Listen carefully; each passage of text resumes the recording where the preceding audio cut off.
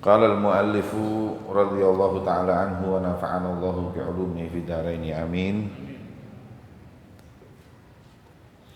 وينبغي له أيضا أن يصبر على أذاهم من أذوا ولا يكافئهم بإساءتهم إن أساءوا إليه بل يعفو ويصفح ويصل ويحسن كلما أذوا وأساءوا في حقه كانت الصلة لهم أكد وكانت الصدقة عليهم أفضل. Hadirin jamaah Majelis Taklim Masjid Al-Falah yang dimuliakan oleh Allah, masih kita mengkaji dan membahas tentang silaturahim atau silaturahim, di mana minggu atau Jumat yang telah lalu kita sudah mengkaji tentang yang paling tepat untuk disilaturahim adalah yang paling renggang hubungan. Bahkan disebutkan di sini seyogianya kita ini sabar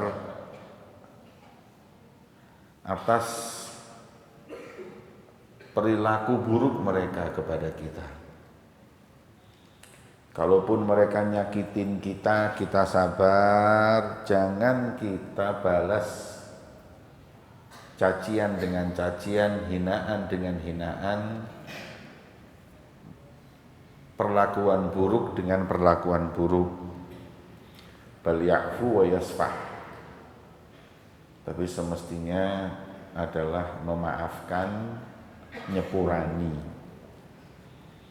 Wa yasil wa yuhsin, jangan diputus silaturahimnya dan tetap dibalas dengan kebaikan tiap kali mereka berbuat buruk atau berperilaku buruk dengan kita.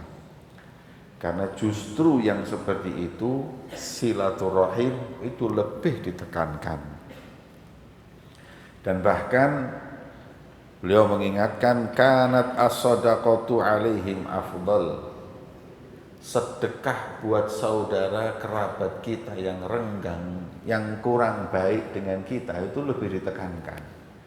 Jadi kalau kita dikasih rezeki, justru orang-orang yang kurang baik dengan kita itu yang kita fokus untuk memberikan. Jangan kita maunya sebaliknya. Yang kecipratan harta kita ini yang baik-baik saja justru. Terus iki kurang ngapi iki suka ngomongi aku, nggak dikasihkan kepada yang lain, bukan. Justru yang seperti itulah yang paling tepat untuk menjadi sasaran sedekah kita. Makanya Nabi SAW beliau berkata, afdhalus sedekah as-sedaqatu ala dzil arham akashih. Paling afdolnya sodakoh adalah sodakoh kepada kerabat yang kasyih. Apa kasyih itu? Yudhmir al-adawah li gharibihi al-muhsin ilaih. Orang-orang yang menyembunyikan permusuhan. Kita tahu kadang ada orang yang gak senang sama kita, itu kita tahu. Tapi dia gak terang-terangan. Kata Rasulullah, sodakoh kepada mereka ini yang paling tepat, paling afdol. Kenapa? Karena selain sodakoh itu pahala, plus menjalin silaturahim, merajut silaturahim. Jadi dua dapatnya, silaturahim, menjalin hubungan, plus sodakoh. Wa fil hadits wa haditsir rajul alladzi qala Nabi sallallahu alaihi wasallam inna li qarabah asiluhum wa yaqta'uni.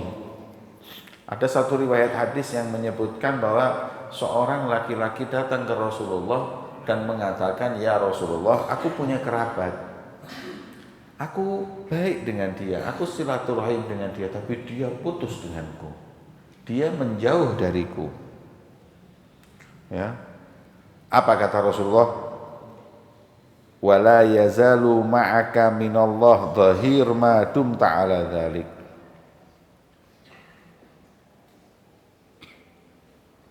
Kata Nabi, senantiasa ya, denganmu dari Allah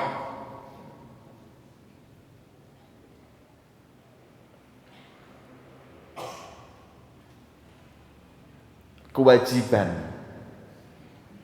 untuk kau tetap silaturahim dengan mereka sebagaimana ala birrihim wasilatihim wa in qata'u wa asa'u. Tetap harus kau rajut, tetap tidak boleh diputus. Jangan putus, kita putus juga, tapi dia putus kita tetap rajut, kata Nabi SAW. Jadi nggak ada alasan untuk kita mutus silaturahim, itu nggak ada alasan. Wa kadzalika yanbaghi lil insan an la yata'adda bi shadaqatihi agharibahu arhamahu al muhtajin. Begitu pula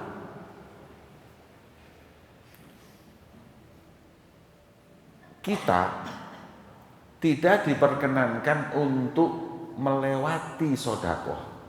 Apa melewati sedekah? Kalau kita mau sedekah, kita prioritaskan yang ada kerabat dulu dengan kita, baru orang lain. Nah kan kita tidak, kita kasih orang lain, kerabat kita membutuhkan, itu nggak boleh. Sebagaimana Rasulullah bersabda, fayatrukuhum wa yatasaddaq ala ghairihim, qala Nabi al-muta'addi fi shadaqah kamani'iha.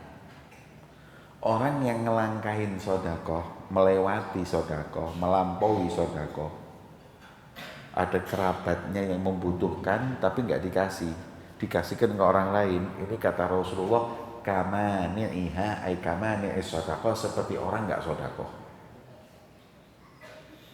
Jadi kalau kita itu punya harta, punya uang, kita fokus dulu, prioritas dulu keluarga yang butuh, bibinya, saudaranya ibu, saudara bapak, sepupu dan lain-lain yang butuh, itu kita kasih.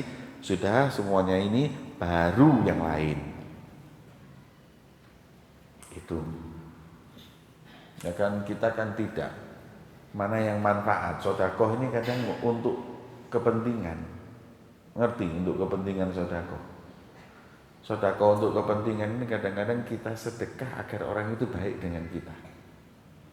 Boleh seperti itu kalau untuk dakwah. Kayak contohnya saya ini kan dakwah, ngajak orang ini supaya dekat sama Allah. Nah, kadang saya ini dititipi uang sama orang-orang kaya ini. Saya prioritaskan pada orang yang gak suka dengan pondok, preman dan lainnya, kita kasih. Agar dia itu senang dengan pondok, agar mereka mau ke pondok, agar mereka tidak jadi alat orang-orang yang benci kepada pondok untuk menyerang pondok atau menyerang dakwah kita. Ya, memang boleh seperti itu. Cuman kalau untuk kepentingan coblosan, itu sedekah gak ono ganjarane. Ya, bagi-bagi duit, bagi-bagi sembako supaya nyoblos, itu sedekah kayak seperti itu sedekah gak ada pahalanya. Niatnya dunia, bukan niat akhirat. Ya. Makanya Nabi SAW bersabda, anna man yatasaddaq alal ajanib ma'a ilmihi bihaja agaribihi ila sadaqatihi la yaqbalullahu ta'ala sadaqatahu. Barang siapa yang tahu ada seorang dari kerabatnya atau saudaranya yang membutuhkan, tapi dia enggak memberikan kepadanya, tapi memberikan kepada yang lain, maka sedekah seperti itu tidak diterima oleh Allah Subhanahu wa ta'ala. Lam yaqbalullah, la yaqbalullah, enggak diterima. Lah orang sedekah itu kalau tidak diterima rugi ya diri. Mending tukono HP, tukono pulsa. Ya. Gimana kalau sedekah duit keluar tapi enggak dapat pahala? Rugi hadirin.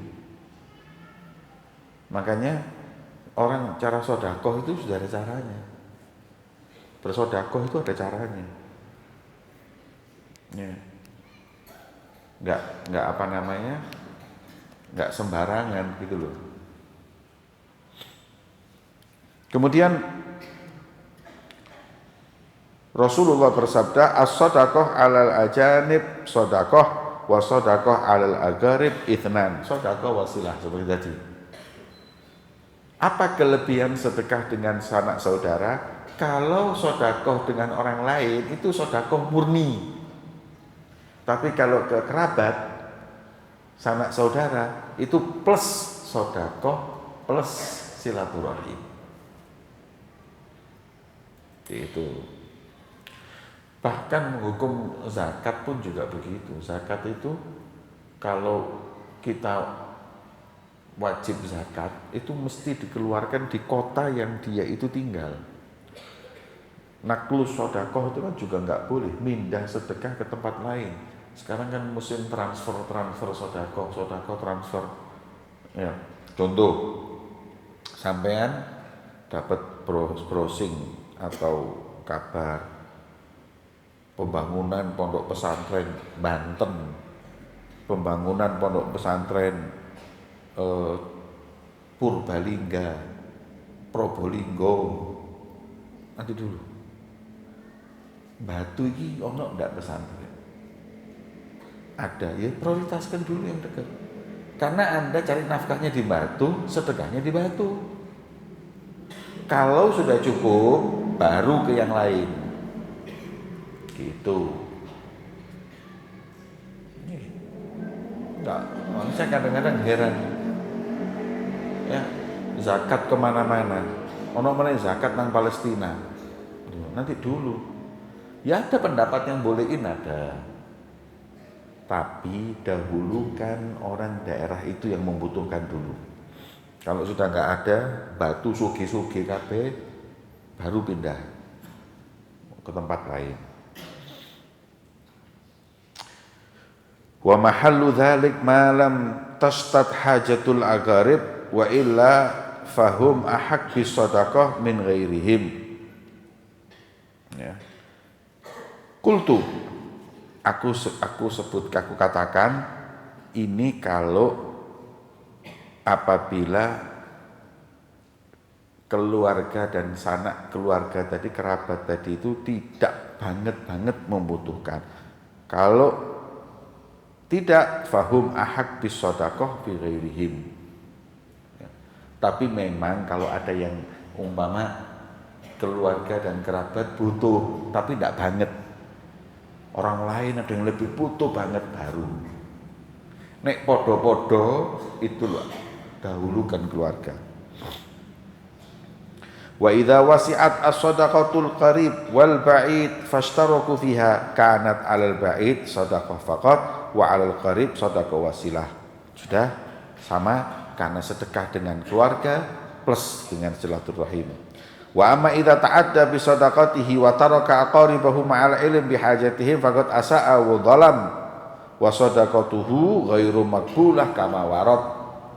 Dan barang siapa yang tahu keluarganya lebih membutuhkan tapi memberikan kepada yang lain yang kurang membutuhkan, maka tidak diterima oleh Allah sebagaimana tadi disebutkan.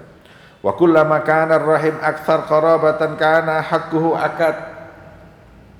Yang disebut sanak keluarga yang didulukan yang mana? Yang paling dekat. Saudara kandung paling dekat. Sudah, habis saudara kandung, ponakan, paman, bibi, baru sepupu, baru mindoan. Sepupu jenenge apa?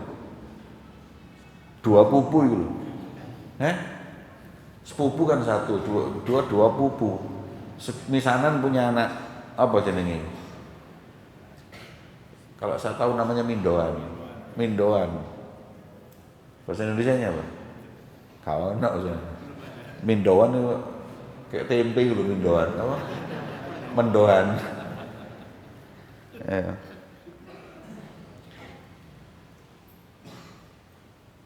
Wa kanat silatu aujab wa yakunul qarib ad-dhaif al-miskin al-muhtaj aula bil bir wasilah minal gharib al-ghani. Wadzalika li'annahu yasir lil gharib al miskin haqqan haqqal qaraba wa haqqal maskanah. Nah, kemudian antara kerabat dahulukan yang paling miskin, yang paling membutuhkan. Wa qad qaranallahu bainal amri bil ihsan ilal qarabah wal masakin fi ayatin min kitabihi wa ati dzal qurba haqqahu wal miskin wabnas sabil. Sampai di Quran disebutkan berikan dulu kepada dzal qurba keluarga, baru orang miskin, baru ibnas sabil. Kemudian Allah Ta'ala wa atal mala ala hubbihi dzawil qurba wal yatama wal masakin. Loh, laki-laki disebutkan keluarga dulu, baru orang miskin, baru orang yatim. Fala syak anna silah man lahu haqqan ma'an aula min silah man lahu haq wahid. Kalau kerabat itu punya dua hak, hak kekerabatan, hak silaturahim dan hak sedekah. Kalau orang lain hanya punya hak sedekah. Fal yajtahid al-abdul muwaffaq fi silati arhamih wa aqaribihi bi kulli ma yumkinuh wa yastati'uh min birrin wa ma'rufin wa hadiyatin wa sadaqah wa ziyarah wa mu'anasah wa yaf'al ma'a kulli minhum ma yunasibhu min dzalik. Ya. Berupayalah seorang hamba yang diberi taufik oleh Allah untuk senantiasa menjalin silaturahim dengan keluarga dengan semampunya. Ya, semampunya ya bisa datang, alhamdulillah, nggak bisa telepon, WA dan lain-lain. Bisa sedekah, bisa juga hadiah. Nggak harus sedekah. Ya. Kalau sedekah itu kesannya untuk orang yang butuh. Kalau hadiah walaupun nggak butuh. Ya. Makanya sedekah lebih afdal. Kan gini, mana yang pahalanya besar, hadiah apa sedekah? Jelas sedekah karena pasti orang miskin, membutuhkan. Nah, sedekah yang paling afdol kepada siapa? Santri. Paling afdolnya sedekah ini bagi santri. Kalau santri-santri. Santri tapi sing ngaji. Sing turu-turu ya usah dikei. Ya. Santri sing niat itu manfaatnya besar. Jadi panjenengan kalau punya uang ke pondok apa namanya, Al-Falah, bukan? Al-Mukhlisin, tanya sama pengurusnya, ono sing melarat miskin, iki ono ijazahne rong wulan sepisan kirimane, kasih uang. Karena apa? Nafak muta'addi. Nafak muta'addi itu apa? Santri itu nanti kalau dia nanti ngajar, dia nanti buka pesantren, sampean tetap dapat pahalanya karena yang memberi amunisi ketika dulu ngaji adalah sampean. Mbah saya itu dulu kaya raya. Mbah saya itu ayahnya ibu saya itu dulu kaya raya. Nek kerja iku mulai nggo karung isine duit. Ruwogi. Ya. Nah, paling suka bayari santri mondok. Makanya suatu saat paman saya itu pernah perjalanan dari Kudus ke Jakarta, berhenti sholat subuh di satu masjid. Imamnya setelah sholat, imamnya itu assalamualaikum, assalamualaikum, duduk, dilihat ada paman saya itu salaman. Terus dia tanya, anaknya Habib Abdullah Ba'akil Kudus ya? Iya. Saya dulu mondok ngaji yang biayai beliau. Nih. Alhamdulillah akhirnya saya sekarang jadi imam masjid, jadi guru ngaji di masjid ini. Semua dulu beasiswanya dari beliau. Wah, itu ganjarannya ya apa? Itu satu kan.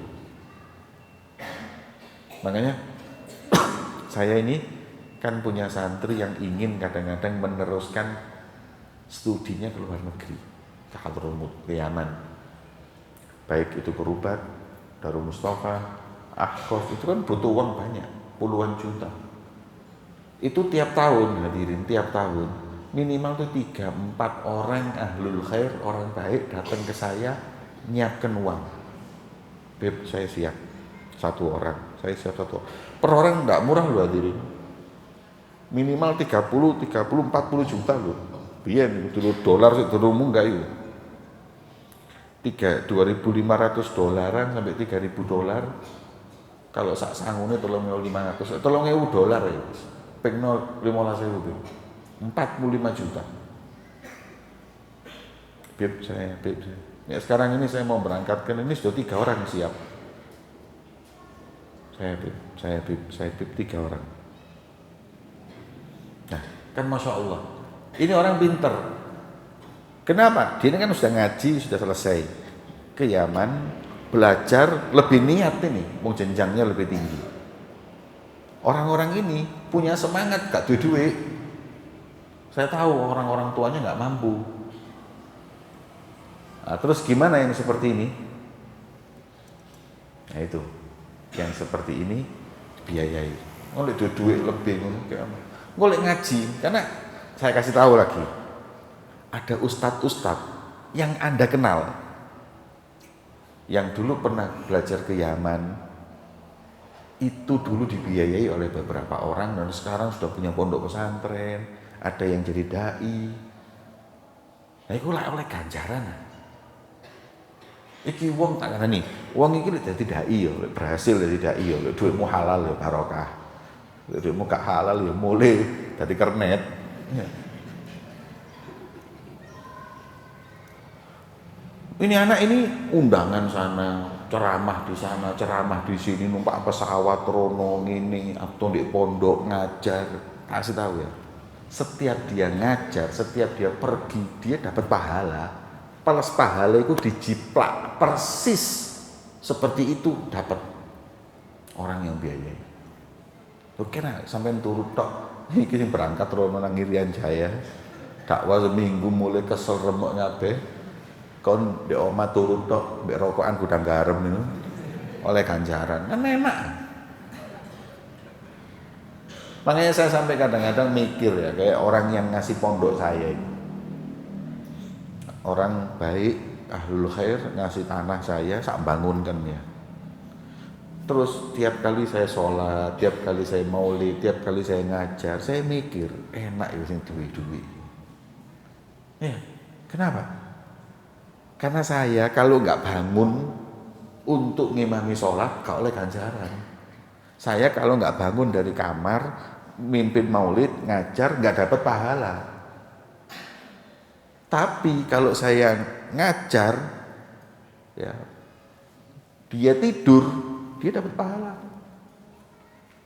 Enak. Makanya kalau ada kerabat-kerabat yang masuk pesantren, itu kasih duit, biayai. SPP ini piro sih pesantren ini? 1 juta anggap. Aku 200 benulan. Aku 100. Lumayan itu. Pahala dapat. Semua kadar kemampuannya masing-masing. Ya. Sekarang lagi musim ini, lihat pesantren-pesantren bikin bapak asuh. Jadi ada bapak asuh itu karena pesantren itu nak ngono arek. Entak kandhane ya pesantren itu. Bapak teko daftarno anake bayar 2 wulan baru hilang. Wis, gak dibayar maneh wis. Ate lho apa? Itu ditokno anake. Pernah saya marah sekali pas beberapa saat yang lalu ada santri diantarkan ke pondok. Sampai di sana, Pak, nanti yang bayar Pak Gubernur. Tidak disebutkan tempatnya, saya nggak sebutkan tempatnya gubernur mana. Oh iya, tak pikir tangguk duit dikekno dhek dikirim saulan, 2 wulan. Kemudian bendahara pondok Habib ini sampai sekarang 2 bulan orang ini belum ngasih uangnya, katanya nunggu Pak Gubernur. Di nomornya tak telepon bapaknya, Pak ini anaknya gimana? Iya Pak, itu suruh daftarkan ke situ sama Pak Gubernur nanti. Iki pondok duduwe gubernur. Ini pondok perlu biayai ngasih makan anaknya sampean. Lah masamu iki ono biayane gubernur ndek pondok iki. Pondok ini tidak ada satupun donatur, nggak ada. Jadi ngomong gubernur bayar ndek tak olehno anakmu. Ya. Akhirnya bu gubernur sapa ya? Gak tanggung jawab gubernur. Sambo rupane. Akhirnya ya langsung telepon gubernur baru dikirim, ya apa sih mas ini pondok provinsi ya.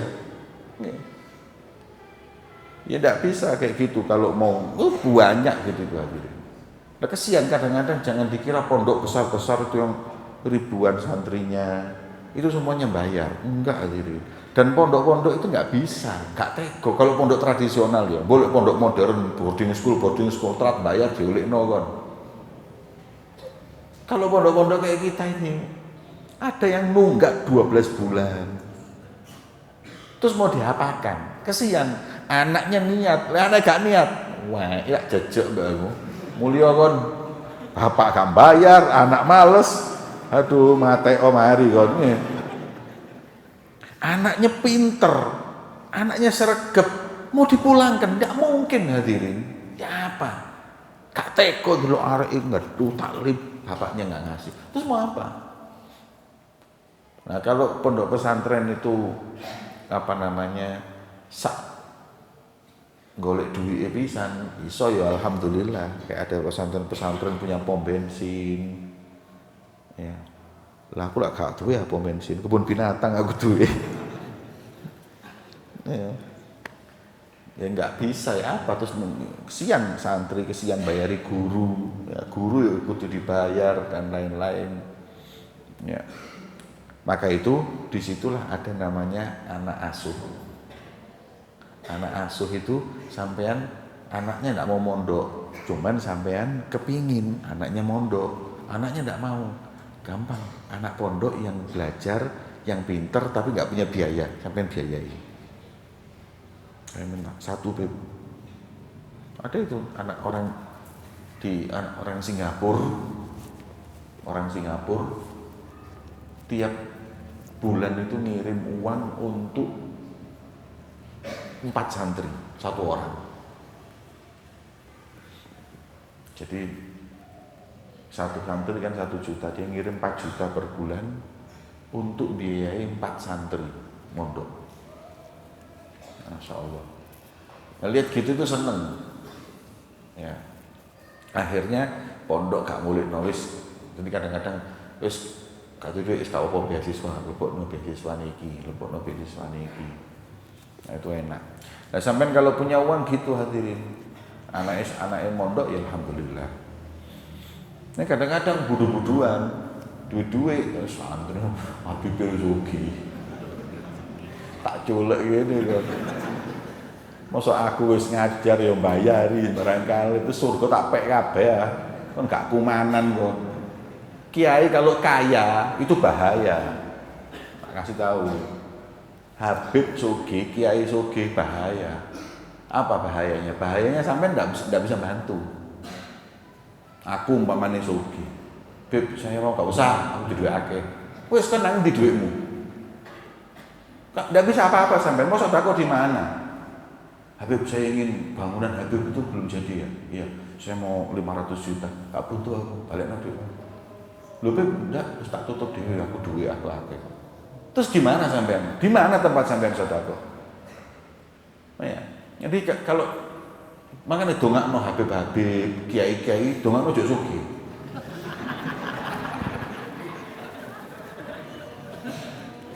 Tapi nek sampean loman, nek sampean medhit terus dongakno, tak dongakno gak diterima dongamu. Iya, wis gak gelem bantu apa ya. Memang jadi ustadz itu nasibnya gak enak lah. Sugih salah, diwara cinta dunia, melarat, ngerepoti. Iya. Kiai melarat, ngerepoti tok rono ini njaluk bantuan, salah. Sugih salah, kabeh salah. Nggih. Makanya aku rada ono getune titik dari ustaz. Iya, muamalah sama orang, saya kasih tahu. Bermuamalah dengan orang, nek dadi ustaz itu repot. Kalau kita nipu, wah ustaz nipu. Nek ditipu, ngamuk. Oh, pecinta dunia ustaz. Ditipu ngono gak sabar. Aduh ya Allah. Jadi ustaz iki repot berarti. Ngono lho, pengalaman saya kerja, engko ditipu wong, aku ditipu. Pernah saya ditipu orang, masih ustaz ya ditipu rek. Ngamuk aku tak parani wong iki. Gimana ini? Ustaz ngamuk-ngamuk soal dunia. Repot lah. Pernah sekali saya ini kerja muterkan uang orang. Jadi saya cuma jadi perantara. Ini orang punya kerjaan, ini orang punya uang. Itu dia melebokno gini. Tapi dia nggak mau tahu ini siapa, taunya cuma saya Habib Jamal. Ya wis, piro 1 juta. Ada kerjaan ini nggak beres. Mestinya bayar, keuntungan nggak bayar. Ngamuk ini, nang aku. Ustaz nipu loh. Bayang no. Ya, Ustaz nipu. Saya enggak nipu tapi sabar gini-gini. Sampai saya waktu itu kejadian saking wis gak enak, mobil saya jual. Saya masih ingat. Pengajian numpak sepeda motor ada 7-8 tahun yang lalu. Ya, sepeda motor, mobil enggak ada saya jual. Tanyain orang kenapa mobilnya mau ganti. Ganti itu ganti. Sampai akhirnya orang ini bisa bayar ke saya, alhamdulillah uangnya balik. Tapi yang penting, tapi gitu aja saya sudah dihabisin. Iya. Jadi wis repot. Kan ojo dadi ustaz loro kabeh kon. Cukup aku ae wis. Iya. Habis ganjaran insyaallah. Kemudian saya tambah dulu ya. Kan tadi saya terlambat setengah jam atau 45 menit. Jadi saya tambah insya Allah sampai jam 8:30 malam ini. Ustadz kok telat. Salah kabeh. Wa qad ammat fi hadzal kan. Kemudian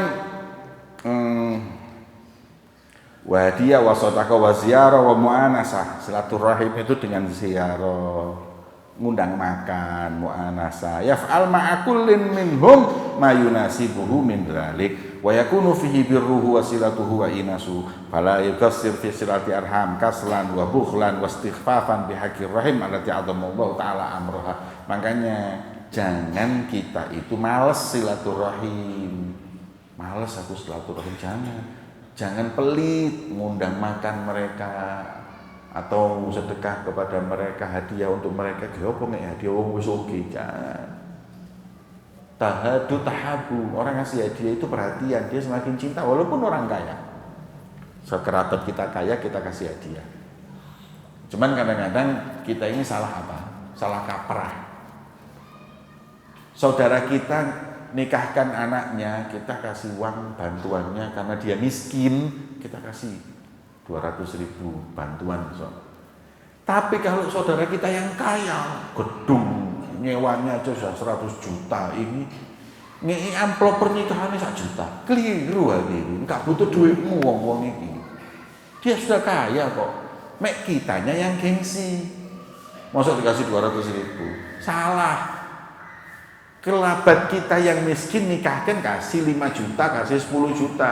Yang kaya gak usah dikei wong sugih. Kan gitu hadirin. Wis sugih nggawe gedung larang mbok duit tambah gede, tambah gak karu-karuan hadirin. Ya, makanya ini ada hal yang mesti kita luruskan. Ya. Dan Allah Subhanahu wa taala memperbanyak ancaman buat orang yang putus silaturahim. Makanya seorang hamba harus berusaha sepenuhnya untuk menjalin silaturahim, wa 'alallah al-i'ana wal musamahah, dan insyaallah kita bersandar dengan bantuan Allah Subhanahu wa taala. Rasulullah bersabda, "Ballu arhamakum walau bisalam." makmurkan silaturahim. Ya. Makna balu aisilu, sambunglah silaturahim walaupun hanya dengan salam. Assalamualaikum, waalaikumsalam. Wis iku minimal. Tak kono kabare tok. Assalamualaikum, salam ya apa? Sehat, sehat, alhamdulillah. Sudah itu aja cukup. Kalau bisa ngundang makan, bisa ngajak pergi, bisa ini tambah bagus lagi. Ya. Wa qad ammat fi hadza zaman qati'atur rahim atau qati'atul arham. Tapi sayang, musibah ini sudah merajalela. Musibah putus silaturahim ini merajalela. Di mana-mana putus silaturahim. Bahkan yang punya ilmu kiai habaib juga kadang-kadang putus silaturahim. Apalagi yang awam. Enggak boleh hadirin. Ya, kok mosok punya ilmu yang seneng ngaji kayak panjenengan putus silaturahim. Lah terus di pasar ya apa? Sing gak tau ngaji ya apa? Wong sing ngaji putus silaturahim. Sing ngerti ilmu putus. Terus gimana? Wa qillatul mubalah bisilatihim wa ta'ahudihim. Banyak orang yang enggak peduli masalah hubungan silaturahim. Jangan ditiru orang bule. Orang bule itu hadirin hidupnya itu mereka itu nggak ngerti saya. Jangan lagi bapak sama anak itu kalau sudah balik, sudah kuliah kerja, sudah punya hak sendiri-sendiri, nggak boleh ngatur, nggak boleh apa. Bapak ngamuk sama anak panggilkan polisi, sudah tangkap, udah nggak boleh ngatur, dia punya hak sebagai warga negara sudah. Makanya nggak usah heran dulu film-film itu kadang-kadang bapak gak ketemu anak 15 tahun. Sudah punya anak dibiayai sampai besar sudah hilang. Dia dengan dunianya sendiri, kerja sendiri, cari istri sendiri, wis. Oh itu ribet. Makanya mereka tidak ada kerabat misananku iki gak ono. Anak bapak hilang kok belum misanan. Maka hidupnya kacau. Hidupnya kacau. Jangan dikira orang barat itu kayak di film semua. Saya barusan waktu mau ke sini nih baca San Francisco. Rogo San Francisco. Sebelah berongkal gendang lagi. San Francisco itu negara yang sangat tidak aman. Yang sampai dulu film ini kan hebat, orang kaya-kaya, tapi tidak aman. Anda tidak bisa meletakkan barang apapun di mobil kecuali dipecah. Dari sejak tahun berapa sampai tahun berapa pembunuhan dengan tembak, mereka kan bebas tembak itu, terjadi 15 juta orang mati. Kita ini syukur sama Allah tinggal di Indonesia. Syukur sama Allah tinggal di Indonesia. Yang walaupun negeri kita itu tidak tertata rapi seperti di Eropa dan Amerika, tapi orang-orangnya rapi masih ada. Wong ini ya baik dibanding di luar negeri yang kriminal itu. Anda tahu enggak di Amerika itu hitungan pemerkosaan itu setiap apa? Terjadi pemerkosaan itu hitungannya itu bukan, Amerika kan besar ya. Terjadi pemerkosaan itu hitungannya bukan sehari 2 kali, seminggu 3 kali, enggak. Setiap detik beberapa kali. Anda kira terus di Amerika malam bisa keluar enak gitu? Kau diakali di film loh. Jadi negara itu tidak aman. Nah kita syukur sama Allah. Hanya memang infrastruktur di negeri kita ini yang kurang rapi dibanding dengan mereka. Wah, terus peraturan kayak numpak motor, itu gak ono. Nek umpama motor itu macet gitu terus njupuk kanan, gak ono di Amerika ini. Ya areng-areng tok ayo sing kayak ngono. Gak suwabar nganan. Di Indonesia aja. Itu di luar negeri enggak ada seperti itu. Makanya kayak jalan itu saya terus terang lihat jalanan di Indonesia ini, waduh, kemarin ini saya dari tol keluar malam ada acara itu, dari tol keluar itu sampai ke pondok saya hitung motor yang mati lampu belakangnya itu 30 lebih. Terus tabrak itu kok mburi sing salah sapa? Mobil yang lampunya 2 tinggal 1 itu ada 3, 4. Itu kok luar negeri tangkap langsung. Karena apa? Membahayakan orang. Lah, luar negeri itu bagusnya di situ. Saya akui. Gak ada area-area kayak gini.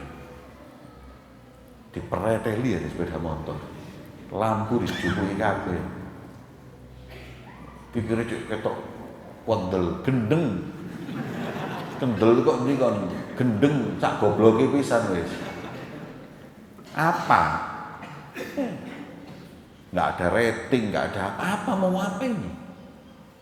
Kan membahayakan orang lain. Kalau sampai nekat kunang pujon nyemplung wis gak apa-apa kon dhewe mati kok. Ya, tapi jangan orang lain dilibatkan dalam perbuatan Anda. Tak eling arek nom-nom. Kenal pot di apa? Ganggu orang tidur, ganggu orang istirahat. Oh itu kalau di luar negeri tidak ada ini. Ya, di Australia, di Singapura, di Malaysia tidak ada seperti weng-weng kaono. Makanya saya lihat ada di Instagram ono polisi wis gregetan rupane. Sing sepeda motor weng-weng kupinge digonjekne nang kapok. Weng rumah dhewe bae. Ojo wong kupinge mbok rusak. Harus kayak gitu. Nah, ini seperti itu tuh peraturan kayak gitu tuh mereka. Tapi kalau kriminal, naudzubillah. Makanya silul arham, orang bule itu tidak ada silaturahim. Kita alhamdulillah kerabat semuanya. Ya, pemenang pondok-pondok pesantren di Jawa ini agak sulit dipecah belah. Kenapa? Karena ada kerabat iki, ono dulur iki, ono dulur iki, rabi iki. Wah, itu yang dan dijaga. Yang paling menjaga kerabat itu orang Arab. Nasab itu dijaga. Jadi orang kalau nasab tuh turunannya ini tuh ditulis. Bapaknya siapa, ini siapa. Nah, kita di Jawa ini kan enggak. Saya tanya sama sampean, sebut mbahmu nomor itu. Ya karo, ya. Kalau orang Arab dijaga. Mbahnya yang ke-30 ada. Bapak saya namanya Toha bin Abu Bakar bin Ahmad bin Ali bin Umar. Itu ada. Dicumpatet itu. Di antara mereka nanti ada yang tembusnya kepada Sayyidina Abu Bakar. Engko ono sing tembusi nang Abu Jahal.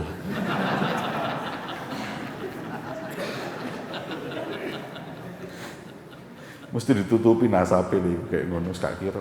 Kon turune sapa karo gak jelas.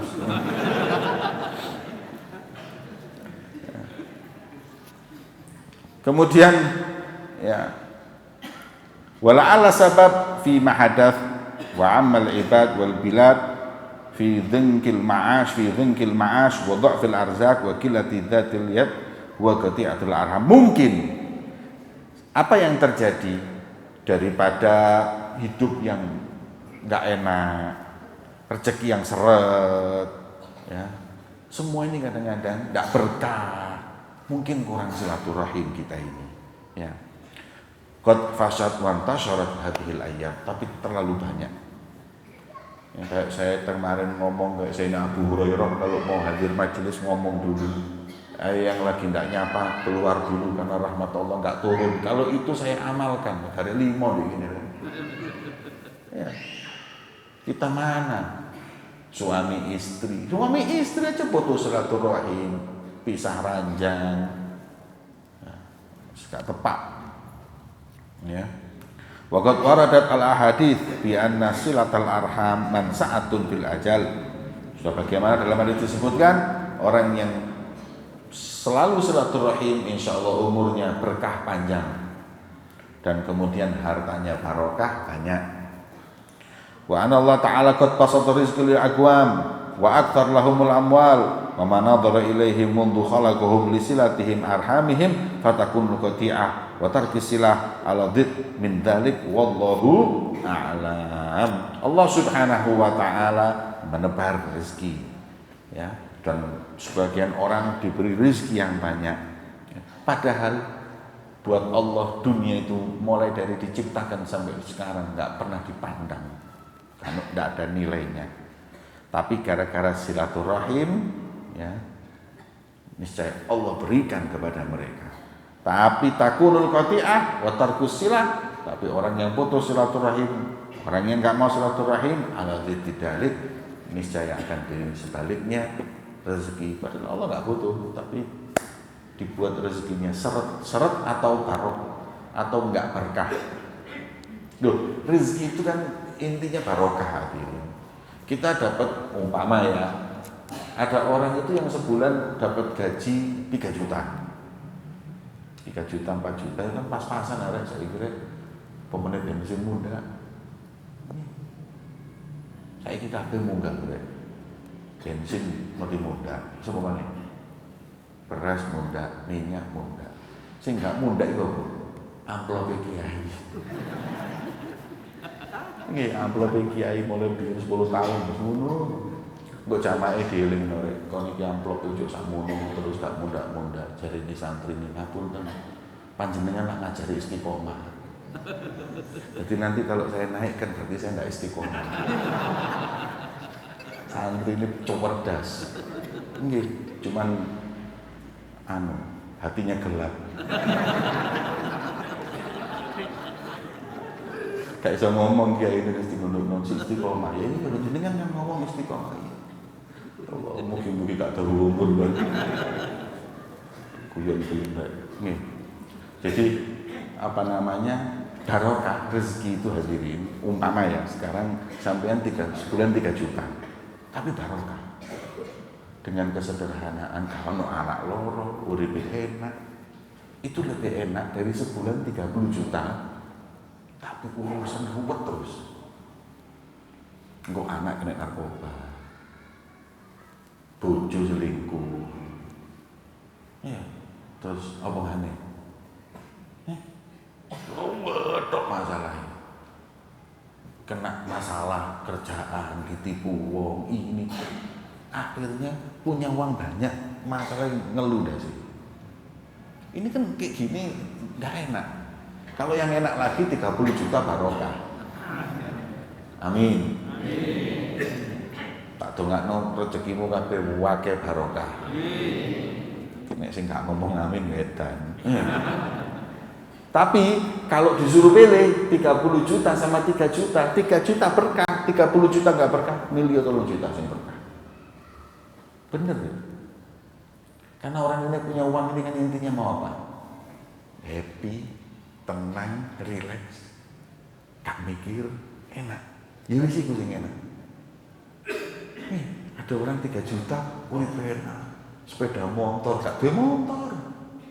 Tapi gak tau ngeresuloh, enak. Ono wong motor itu. Tapi lek wis maghrib garuk-garuk mikir. Habis rokokan nelu dasi iki opo rek iki dhuwitku nek kene durung mari ngene bangunan iki durung dadi iki ngene kok terus apa enaknya ini uang kayak gini ya. Makanya orang kaya itu enggak seperti yang Anda lihat hadirin. Orang kaya itu enggak seperti yang Anda lihat ya. Ketoke lek pas kondangan memang enak, motornya apik, kelambine apik, ketoke di rumah enggak tahu. Di kamar kadang nggak bisa tidur. Iya, akeh lho wong sugih gak iso turu. Lho kok ni utangmu akeh ngaji turu terus nggak enak. Ngaji iso turu. Di pengajian longgo lho iso turu. Wong-wong iku di kasur gak iso turu. Bener. Makanya katanya orang Arab, Anda bisa beli kasur mahal tapi Anda nggak bisa beli tidur. Anda bisa beli obat paling larang, tapi Anda nggak bisa beli sehat. Padahal semua itu fi rahatil bal. Rahatil bal nggak stres, nggak banyak pikiran, karena semua masalah di sini. Kalau sudah ini wis ajur kabeh. Makanya ya, tambah kaya itu kalau rugi tambah besar tambah ngeluh. Ono wong sugih darahe tergantung dolar mundak melok munggah. Dolar itu mutu darah rendah. Ya. Dolar normal baru normal. Uripe gak enak wis. Ya. Maka itu minta sama Allah rezeki itu dibarokahi. Ya, terus caranya gimana di antara selain doa rezeki barokah? Silaturahim. Wallahu a'lam bi shawab. Sirril Fatihah.